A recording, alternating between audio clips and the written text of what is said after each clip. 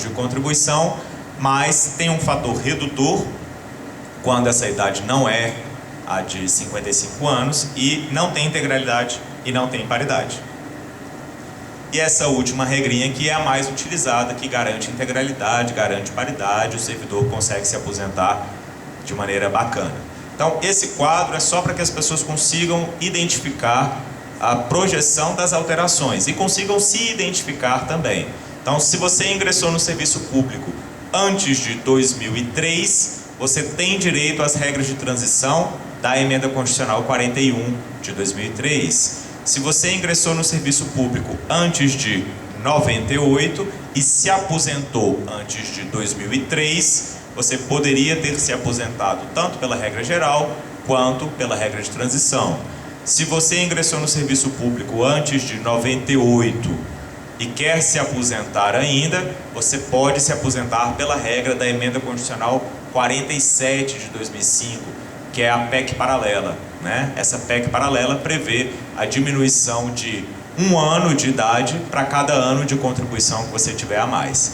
Então, é mais uma opção para que o servidor possa se aposentar. Tá? Então, esse quadro é só para facilitar a identificação do servidor, onde que ele pode se encaixar.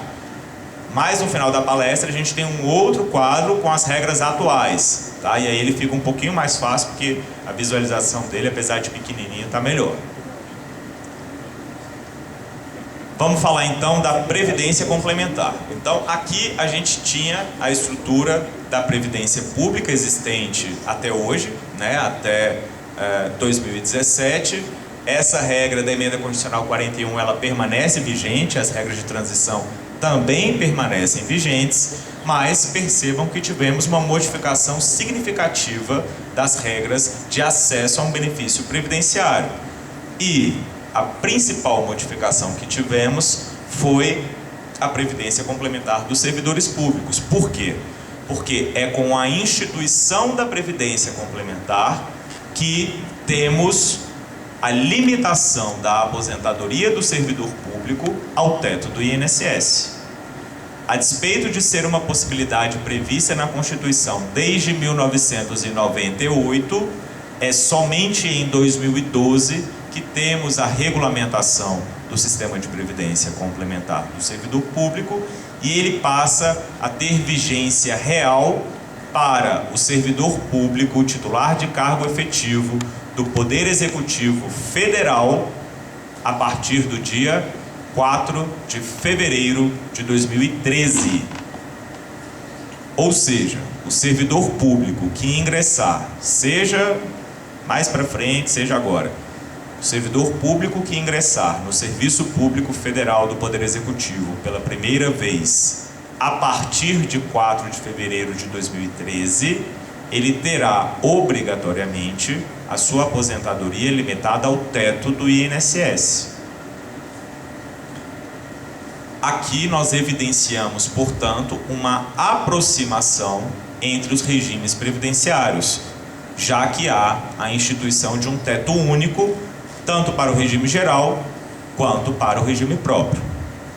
Então, se tiver algum servidor aqui que ingressou a partir de 2013, 4 de fevereiro de 2013, sem nunca ter sido servidor público antes, a sua aposentadoria será limitada ao teto do INSS. Se você quiser, você pode aderir ao FUNPRESP. É obrigatório aderir ao FUNPRESP? Não. Você adere se quiser. O FUNPRESP vai te aderir automaticamente?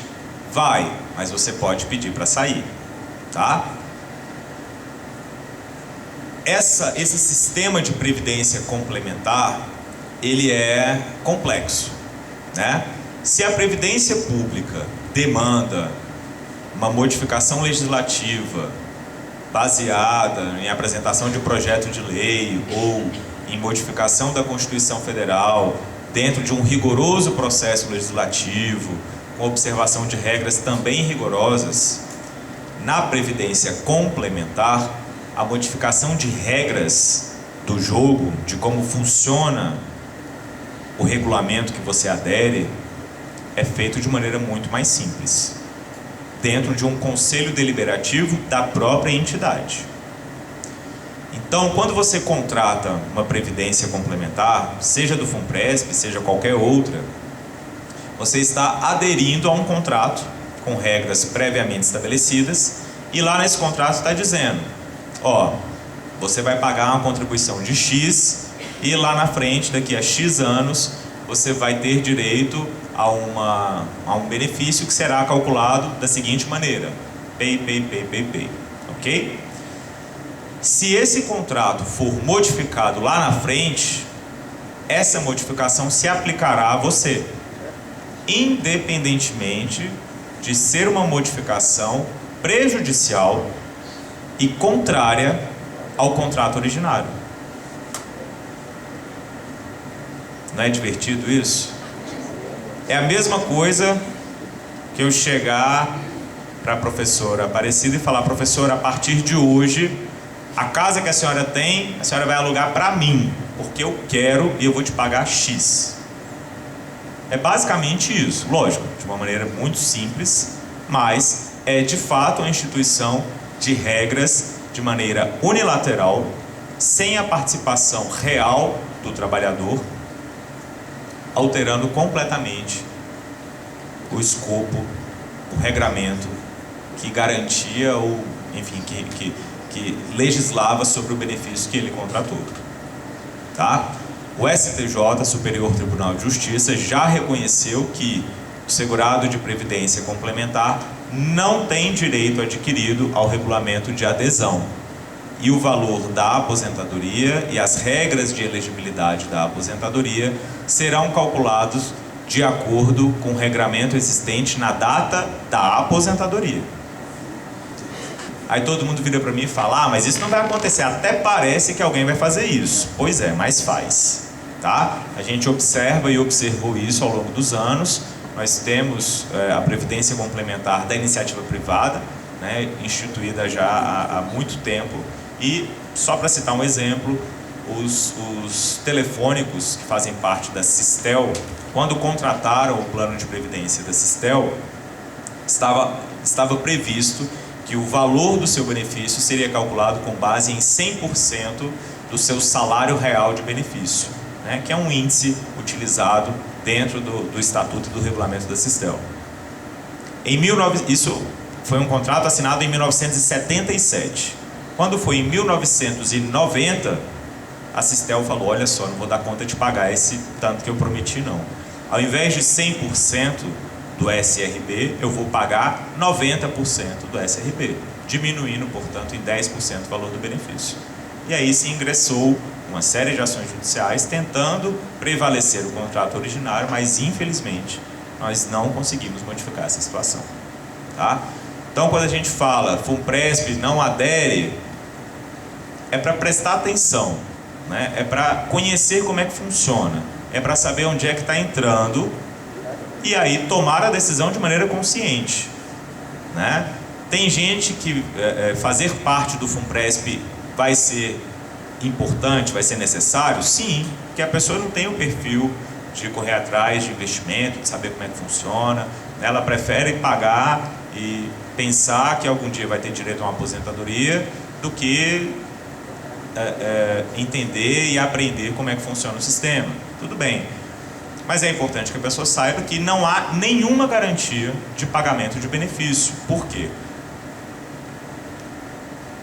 Porque, está no outro slide, mas o sistema de previdência complementar do servidor público, ele é chamado de contribuição definida.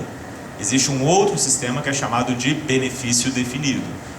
No sistema de benefício definido, eu sei qual que vai ser o valor do meu benefício. Já no sistema de contribuição definida, eu não sei.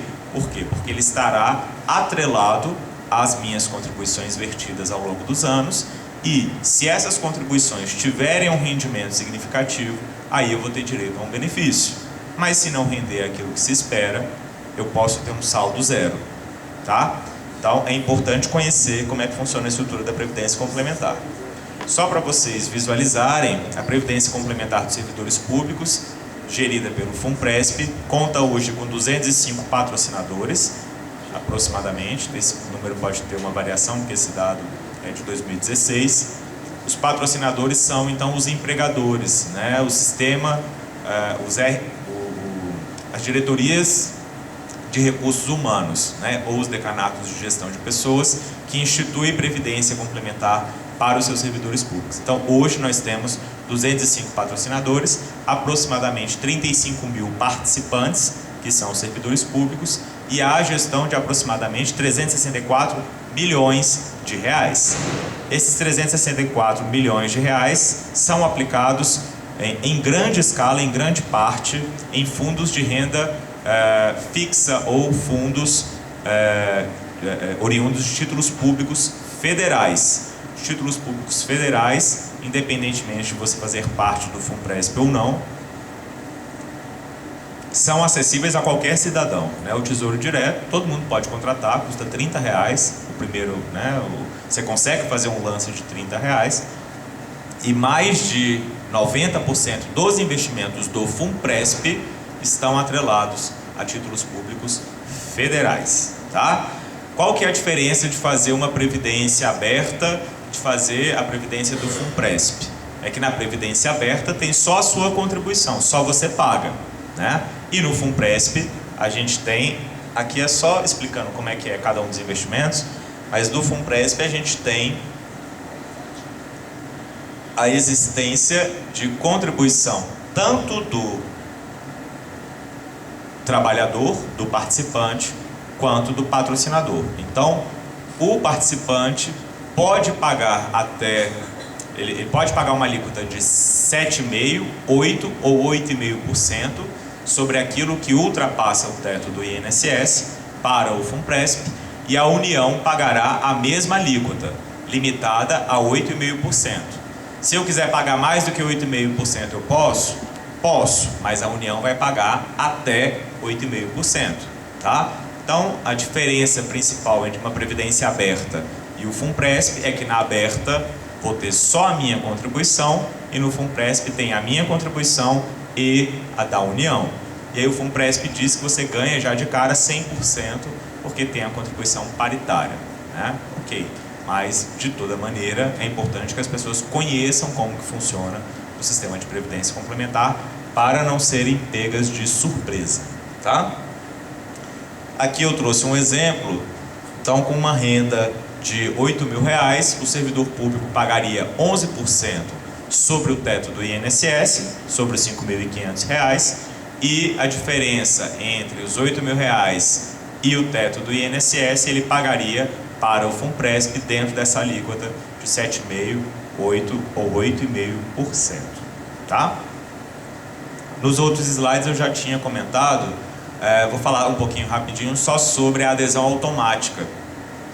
A adesão automática ela surgiu pela medida provisória 676 de 2015. Isso significa que, a partir do momento em que eu tomei posse num cargo público, eu estou vinculado obrigatoriamente ao FUNPRESP. Se eu quiser sair do FUNPRESP, eu tenho que pedir o cancelamento da minha inscrição. Diz o FUNPRESP que devolve as contribuições feitas dentro de um período de até 90 dias para esse servidor.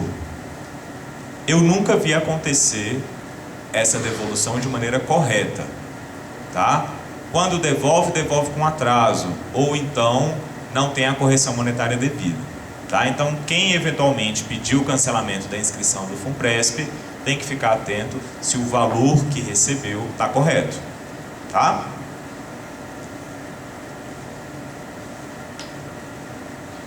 Mas vamos deixar de falar do regramento existente até então e vamos passar a falar do regramento que se pretende implementar. Vamos falar então da PEC 287, a proposta de reforma da Previdência. Estava todo mundo já assim um pouco angustiado, né, com as regras, com o FUNPRESP, com essa insegurança jurídica. Pois é, a gente achava que não tinha como ficar ruim ou piorar, mas tem. Eu vou até mudar um pouquinho a cor do slide para dar uma dramaticidade, né, assim, para todo mundo ficar afetado. Espera aí que eu passei mais.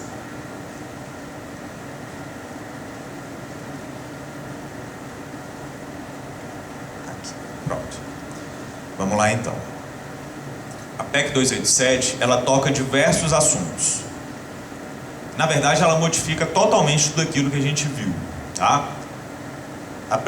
As duas primeiras grandes modificações são a eliminação da aposentadoria por tempo de contribuição, que é essa aposentadoria paga quando o servidor completar 35 anos. Vou falar só dos homens, tá? Mas as mulheres sintam-se também contempladas. Então, quando o servidor completasse 35 anos de contribuição, 60 anos de idade, ele poderia se aposentar dentro da modalidade de aposentadoria por tempo de contribuição. Existe uma outra modalidade que é a aposentadoria por idade. Essa aposentadoria por idade é concedida quando o servidor homem completa 65 anos de idade e ele se aposenta com proventos proporcionais ao tempo de contribuição que ele tinha nessa data. Essas duas aposentadorias, elas deixam de existir e passa a existir a aposentadoria voluntária. A aposentadoria voluntária, dentro da regra geral trazida da PEC 287, ela prevê que homens e mulheres, servidores e servidoras, precisarão completar 65 anos de idade, tendo pelo menos 25 anos de tempo de contribuição. Tanto meninos quanto meninas, homens e mulheres, tá? Na reforma. Isso na reforma, na PEC 287, isso está previsto no texto da reforma, tá? Então, a diferenciação de idade entre homens e mulheres, com essa diminuição de 5 anos, deixa de existir pelo texto existente hoje, dia 25 de março de 2017, tá? Essa regra atingirá a todos os servidores que não tiverem 50 anos de idade, no caso dos homens, e 45 anos de idade, no caso das mulheres. Tem menos do que 45 anos e é mulher? Pois é, vai ter que trabalhar até os 65. Tem mais de 45, a gente vai ver já já como é que fica a situação, tá? Mas todo mundo vai ser afetado. A eliminação da aposentadoria por idade significa que a gente não tem mais a aposentadoria proporcional. A única hipótese de aposentadoria proporcional é na modalidade da aposentadoria compulsória, que aí o servidor se aposenta proporcionalmente ao tempo de serviço, ao tempo de contribuição, tá? Mas também houve a eliminação da aposentadoria por idade. Também atinge quem tem menos do que 50 anos e menos do que 45 anos. Agora, pior do que trabalhar até os 65 é trabalhar até os 65, pelo menos, para receber um benefício que é calculado da seguinte maneira. Quando o servidor público for se aposentar, pelo texto da PEC, quando ele atingiu 65 anos, né, ou o homem ou a mulher atingiu 65 anos, eu vou verificar quanto tempo de contribuição que ele vai ter na data da aposentadoria. Se ele tiver o mínimo, os 25 anos mínimos, a aposentadoria dele será de 51% mais 1% para cada ano de contribuição que ele tiver. Então, se ele tem 25 anos de contribuição, eu somo 25 pontos percentuais aos 51%. Totalizando 76%. Então percebam que se eu atingir os requisitos mínimos para uma aposentadoria, o valor do meu benefício será de 76%, limitados ao teto do INSS.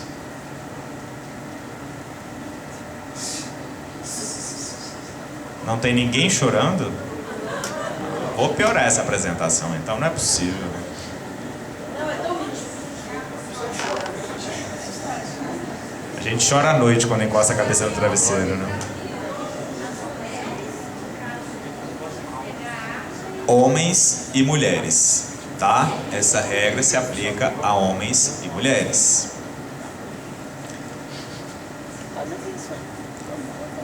Eu coloquei um exemplo aqui para tentar facilitar. Vamos imaginar que a média de remunerações do servidor seja de R$5.000, que é o valor do teto existente lá em 2016. O valor do benefício será de R$3.800, que é 76% sobre os R$5.000.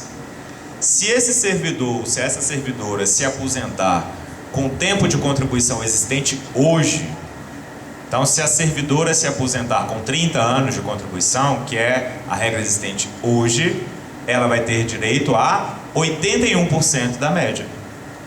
E o homem a 86% da média. Significa que para que eu tenha direito a 100% da média, eu preciso trabalhar 49 anos. Porque eu vou somar os 51% mais 1% para cada ano que eu tiver. 51 com 49 dá 100%.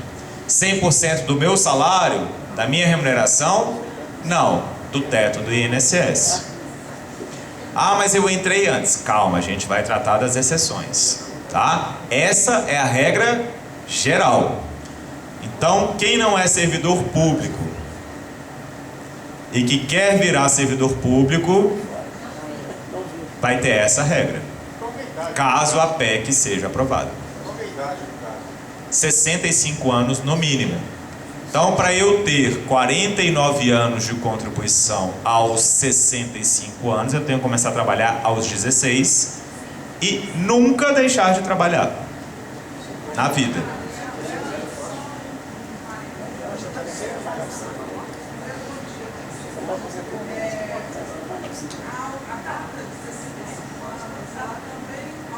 Eu vou chegar lá, tá?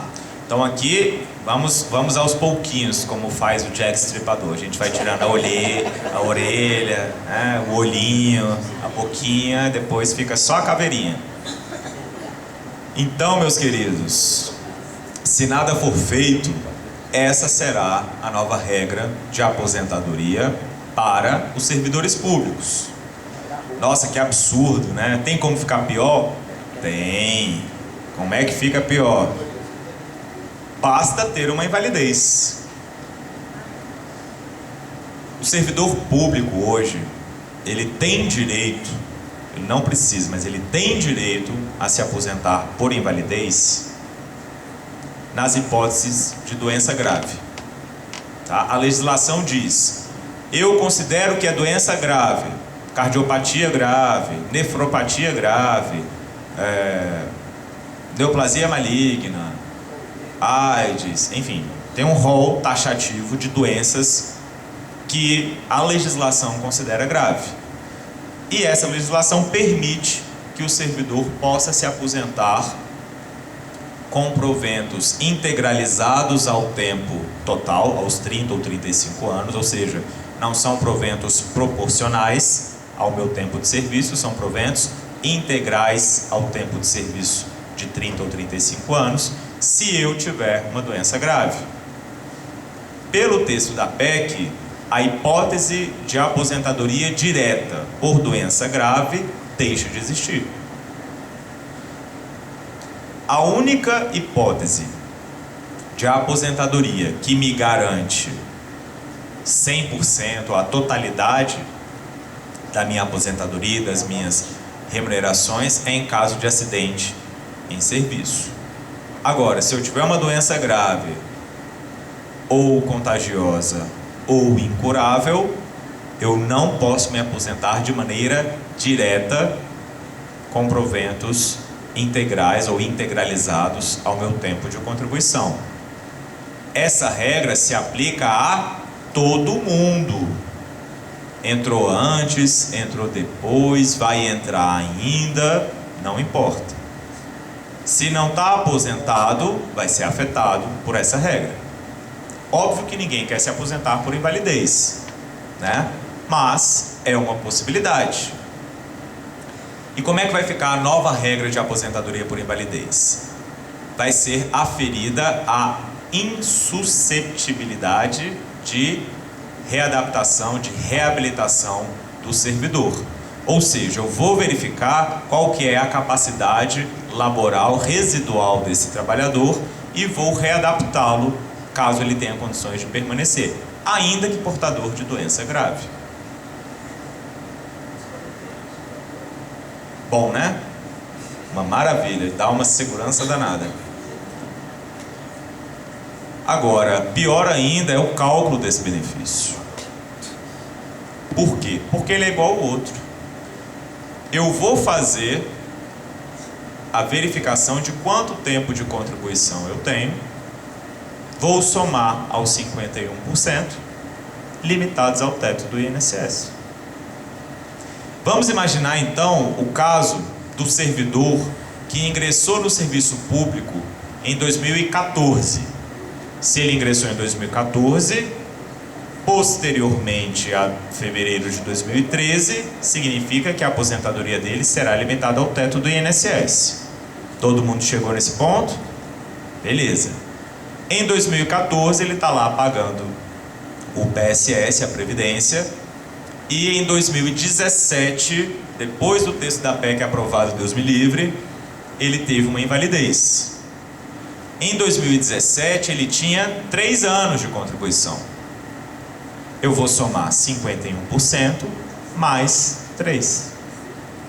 Significa que ele teria no máximo o teto do INSS, que é de R$5.000, ele terá metade, 54%, um pouquinho mais da metade, de benefício de aposentadoria por invalidez.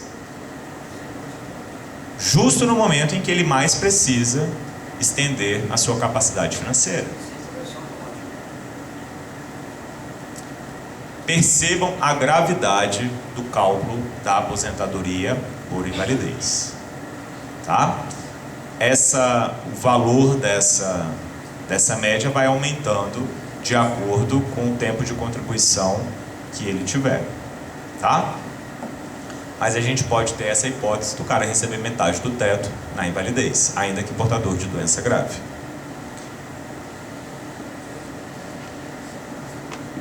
Um outro ponto alterado pelo texto da PEC é a aposentadoria compulsória. A aposentadoria compulsória já é aos 75 anos de idade desde 2015, tá? Essa regra não é do texto da PEC, é uma regra de outra emenda à Constituição, mas o valor da aposentadoria compulsória é surreal. Por quê? Porque eu vou pegar o tempo de contribuição que eu tiver aos 75 anos, vou dividir por 25 e vou chegar a um coeficiente. Esse coeficiente é limitado a 1. Eu não posso ultrapassar 1, certo? Além disso, eu vou somar os 51% mais o tempo de contribuição que eu tiver, limitado a 100. Se eu tiver os 49 anos, ok, tá tudo razoavelmente bacana. Agora, nas hipóteses de servidores que ingressam tardiamente no serviço público, eu citei aqui o exemplo do cara que ingressa aos 60 anos de idade, que é muito comum, inclusive, na docência, né? Na docência, lá na UNB, por exemplo, a gente tem a visualização dessa realidade de maneira muito clara. Então, o cara que tem 15 anos de contribuição, ele vai ter um coeficiente de 0,6 e ele poderá ter uma aposentadoria, imaginando que ele tenha uma média de R$5.000, igual a R$1.980 aos 75 anos de idade. E aí a gente vai para o outro ponto, que para mim, tecnicamente, é o mais surreal, que é a aposentadoria especial, tá? Tecnicamente dentro do contexto do direito previdenciário, tá? Não tecnicamente dentro daquilo que é pior para o servidor público, porque tudo está muito ruim, mas a aposentadoria por invalidez e o próximo, a pensão por morte, de fato, são os mais complexos e os mais sacrificantes do servidor, né? Mas tecnicamente a aposentadoria especial do servidor público, que hoje ainda não foi regulamentada, né, está prevista no texto da Constituição desde 88, mas até 2017 não tem lei dizendo como é que o servidor público poderá usufruir da aposentadoria especial.